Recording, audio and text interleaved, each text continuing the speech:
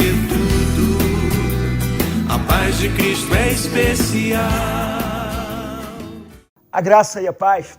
Eu sou o pastor Luiz Gustavo, pastor da Igreja Presbiteriana Central de Nova Friburgo. Quero convidar você hoje para refletirmos na palavra do Senhor. Nessa continuidade dessa série sobre os profetas menores, hoje eu quero falar sobre o profeta Abacuque. Conhece o profeta Abacuque? Conhece a sua história? Eu acho a história do profeta Abacuque uma história, além de muito prática para a nossa vida, no que se diz respeito à mensagem de Abacuque. Eu acho que a experiência de Abacuque nesse livro, ela é uma experiência que, de uma certa maneira, todos nós a vivenciamos. De uma maneira ou de outra, todos nós vivenciamos essa realidade aqui de Abacuque. Então, fica ligado que eu quero compartilhar com você. Abacuque foi um profeta que viveu especialmente no Reino do Sul, em Judá, perto de Jerusalém. E Abacuque, ele viveu num momento onde ele foi testemunha de um fato muito importante na história do Antigo Mundo. Não na história da religião, mas na história do Antigo Mundo, né? No período de 605, aproximadamente, antes de Cristo, o grande império que reinava sobre a terra era o Império Egípcio, né? E o faraó Neco, ele foi uma figura poderosa, né, dominando o Egito. Mas foi nesse período que surge uma figura também importantíssima para a história da humanidade, para a história do Antigo Mundo, da Mesopotâmia, que era o príncipe Nabucodonosor, né? E o príncipe, ainda príncipe nessa época, Nabucodonosor, ele toma o Império Egípcio, ele vence Neco e todo o seu exército egípcio, e ele ascende a Babilônia como a maior potência mundial, né? Talvez a primeira grande potência global, pelo menos no que se tinha a respeito de globo naquela época, de mundo naquela época. O Egito, ele era um império muito poderoso, mas ele não estendeu o seu domínio e o seu governo para outros lugares, né? A Babilônia foi o primeiro grande império que estende, depois ela vai cair para a Síria, depois a Síria vai cair para a Grécia, depois a Grécia para Roma, né? E todos esses impérios estão inseridos dentro da história bíblica, dentro do contexto bíblico. Então, é muito importante nós entendermos esse contexto que Abacuque está vivendo, o que ele está sendo testemunha, né? E ele é contemporâneo do jovem Jeremias, né? Jeremias era um jovem ainda, né? E eles vão profetizar na mesma época, no mesmo tempo, né? Então, Abacuque tem uma profecia, né, em primeiro lugar pautada, né, no chamado ao arrependimento, né, e no juízo que viria de Deus contra Israel, porque Israel se prostrou diante de outros deuses, adorou outros deuses, vivia em uma promiscuidade, em uma prostituição espiritual e moral, né, e Deus vai levantar esse império amargo, né, que são os caldeus ou a Babilônia, que vai marchar sobre Israel, né, e então Deus vai fazer com que esse povo responda ao amor dele com a dor, né? Mas é interessante que essa mensagem, que serve muito para os nossos dias, ela tem no seu mediador, ela tem no seu interlocutor, que é o profeta Abacuque, uma figura que também precisa aprender a vivenciar algumas coisas. Ele precisa aprender a lidar com algumas situações que são pertinentes à experiência espiritual que ele está vivendo. Ele não entende muito bem o que está acontecendo, né? E ele só vai entender o desdobramento da vontade de Deus em um processo que lhe foi muito custoso. E eu quero falar sobre esse processo com você agora. Bom, o profeta Abacuque, ele vive nesse momento, nessa tensão, e Deus profetiza: olha, os caldeus vão marchar sobre você.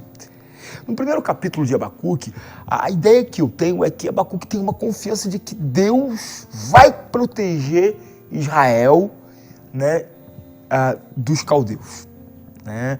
Assim como ele fazia com Davi, protegia Davi dos inimigos, Abacuque ele nutre essa ideia no coração dele.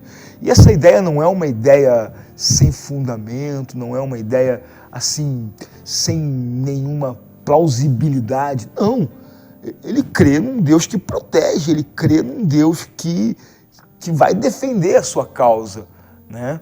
É legítimo o sentimento de Abacuque. Todos nós, quando passamos por momentos difíceis na nossa vida, que nos vemos tendo um antagonista, seja uma pessoa, seja uma circunstância, quando a gente se vê numa situação complicada, a gente sempre pede, e a gente sempre ora, e a gente sempre deseja que Deus nos livre desse mau momento. A questão é que nem sempre as lutas e as tempestades que vêm sobre a nossa vida, né, elas não têm uma relação com Deus. A verdade é que muitas vezes Deus usa das coisas loucas desse mundo, né, para alcançar a nossa vida. Então é muito complicado porque Abacuque vai colocar isso diante de Deus e Deus vai responder para ele lá no capítulo 1 dizendo o seguinte: Abacuque, sou eu que estou mandando essa nação. Essa nação vai marchar sobre vocês, vocês não vão crer, né, quando lhes for contado o que eu vou fazer. Eu suscito os caldeus, nação amarga e impetuosa que marcha pela largura da terra para apoderar-se das moradas que não são suas. E aí Abacuque entra meio que em crise. Eu entraria, você entraria, talvez eu já tenha entrado por causa disso, talvez você esteja hoje em uma crise porque Deus está permitindo algumas coisas muito difíceis acontecerem na sua vida. Sabe qual é o nome disso? Provação. E aí Abacuque no capítulo 2, depois de Deus desfazer aquela ideia lúdica ou positivista dele, vamos dizer assim, Deus desfaz, Deus desmorona todo aquele castelo de esperança que Abacuque construiu por ele mesmo. E então Abacuque volta à lucidez. E aí no capítulo 2 ele diz o seguinte: eu vou me colocar na minha torre de vigia. E vigiarei e ver o que Deus me dirá e que resposta eu terei à minha queixa. Ele tinha uma queixa, ele coloca ela diante do Senhor. Ele não está feliz com a situação, ele não está gostando da situação, mas Deus já sinalizou que era assim que tinha que ser. Então ele precisava de um tempo para orar, ele precisava de um tempo para entender aquilo que estava acontecendo na vida dele. Né? Por que Israel estava sofrendo, por que iria sofrer mais? Porque com a chegada dos caldeus, com a chegada de Nabucodonosor dentro de Israel, a vida ia mudar completamente. A normalidade acabaria. E aí é inevitável eu fazer uma comparação com essa crise, né, econômica e política, muito maior do que uma crise sanitária, que foi o Covid-19. Né? A gente fica pensando, Deus, não deixa isso destruir a economia, não deixa isso destruir mais a política do que já está destruída a nossa política, moralmente falando, principalmente. Mas de repente é Deus que está trazendo. Olha, querido, não surta comigo aqui agora não estou dizendo que foi Deus que trouxe o Covid, mas Ele permitiu. E muitas coisas vão entrar no eixo dele, na direção dele a partir disso. Deus ele tem o controle de todas as coisas na mão dele. Nada está fora do domínio, nada está fora do governo dele. E é isso que Abacuque começa a entender. O povo ia sofrer, mas o povo, mais do que não sofrer, o povo precisava entender quem era o Senhor, quem era Deus. E eu sei que nessa quarentena, nessa pandemia, tem muita gente que perdeu tudo, mas achou Deus. Tem muita gente que perdeu muita coisa, mas encontrou Deus. Quem não perde nada e não encontra Deus, perdeu tudo. Quem perde tudo e encontra Deus, ganhou tudo. E aí Abacuque vai viver isso. E então a fé dele vai ser renovada. Você vai ver como que a fé de Abacuque nesse processo, ela vai amadurecer. Então ele vai entender uma coisa muito importante que nós precisamos entender hoje. Abacuque vai entender que melhor do que as bênçãos de Deus é o Deus das bênçãos. E aí ele vai compor uma das mais belas poesias e uma das mais belas revelações proféticas de toda a Bíblia. Capítulo 3, verso 17. É o texto que eu quero ler para você. E hoje eu vou quase que encerrar a minha mensagem aqui com o texto. Diz assim: ainda que a figueira não floresça, nem haja fruto na vide, o produto da oliveira minta, e os campos não produzam mantimento, e as ovelhas sejam arrebatadas do aprisco, e nos currais não haja gado. Todavia, eu me alegro no Senhor, exulto no Deus da minha salvação. O Senhor Deus é a minha fortaleza, e faz os meus pés como os da corça. Ele me faz andar altaneiramente. Amém? Olha o que Abacuque está fazendo aqui. Ele está descrevendo um cenário caótico do país. Porque, pensa comigo, o cenário de Israel, econômico e político, se dava nas suas bases. Quais eram as bases da economia de Israel? Naquela época, as bases da economia de Israel eram a agricultura e a pecuária. A produção de uva, de azeite, né? A produção de alimentos, né? Da agricultura, que davam os produtos mais emblemáticos de Israel, até nos dias de hoje, que era o vinho, o azeite, o óleo, né? E também as ovelhas, né? E ele diz, ainda que não haja fruto na figueira, não tinha figo, ainda que não haja, que o produto da oliveira minta, não tem azeitona para fazer o óleo, para fazer o azeite, né? Ainda que não haja o fruto na vide, não tem uva para fazer o vinho. É interessante se você parar para pensar, né? A figueira e o azeite, eles vão representar um conjunto de muitas coisas, né? Simbolicamente falando, né?